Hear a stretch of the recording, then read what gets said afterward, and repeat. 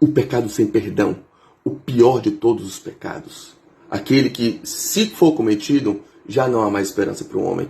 Blasfêmia contra o Espírito Santo. O que é? Será que você já teve medo de ter cometido isso? Você pensou em alguma coisa, você falou uma coisa, se arrependeu e disse, e agora? Não tem mais esperança para mim? Pequei contra o Espírito Santo. O que é isso? 3 passagens na Bíblia falam sobre isso. Você vai encontrar em Lucas capítulo 12, você vai encontrar em Mateus capítulo 12, você vai encontrar em Marcos capítulo 3. Nos três eventos, ou pelo menos em Marcos e em Mateus, você vai ver pessoas acusando Jesus de agir em nome de Beelzebul. E Jesus dá advertência. Olha, se vocês estão falando isso, tomem cuidado. Por quê? Porque se vocês falarem contra o Filho, contra a minha pessoa, tudo bem. Agora, se vocês falarem sobre o Espírito acerca do qual eu faço essas obras, ou seja, se vocês blasfemarem contra o Espírito, isso não lhes será perdoado. Tome bastante cuidado. Aí a gente pode entender algumas coisas. Blasfêmia contra o Espírito Santo não é uma atitude refletida, não é uma fala impensada, não é uma fala sem querer, não é um pensamento acidental. É uma fala convicta. É também uma fala reiterada. Jesus está ali advertindo, ele não está condenando, ele está advertindo, olha, não repitam isso, porque o que vocês estão fazendo é grave e se isso for de fato configurado, vocês refletindo e de fato entenderem dessa forma, isso não lhes será perdoado. Terceiro lugar, não é uma fala contra uma instituição. Cuidado com leituras manipuladoras de pastores que dizem, se você fala mal da minha igreja, pecou contra o Espírito Santo. Falou mal do meu ministério, pecou contra o Espírito Santo. Não.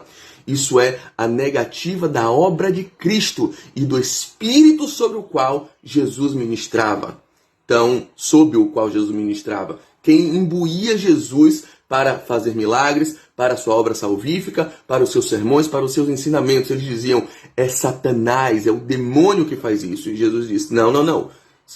Satanás não poderia estar expulsando o próprio Satanás porque um reino dividido não subsiste. Então, outra coisa, se você tem alguma dúvida, se em algum momento você já pecou contra o Espírito, é porque você não pecou contra o Espírito. Você não está convicto disso. Então, tem que emergir de uma convicção. Eu gosto da definição do N.T. Wright. O N.T. Wright fala sobre o pecado contra o Espírito Santo como se fosse a convicção conspiratória contra um médico.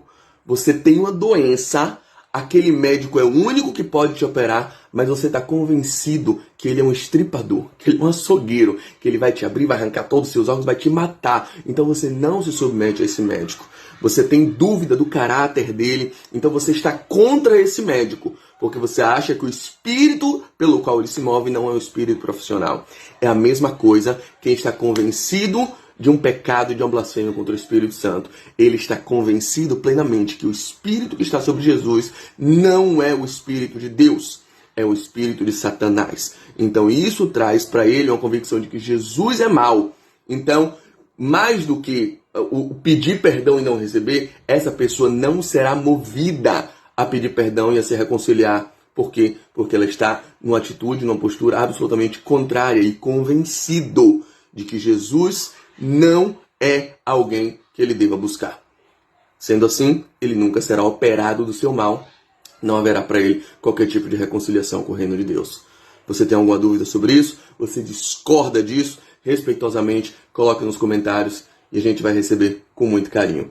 Se você tem alguma dúvida, se isso ainda te atormenta, descanse em Deus. Você não pecou contra o Espírito Santo. Tanto é, a evidência maior disso é que o Espírito ainda move seu coração no desejo de ser reconciliado com Ele. Um beijo e até mais.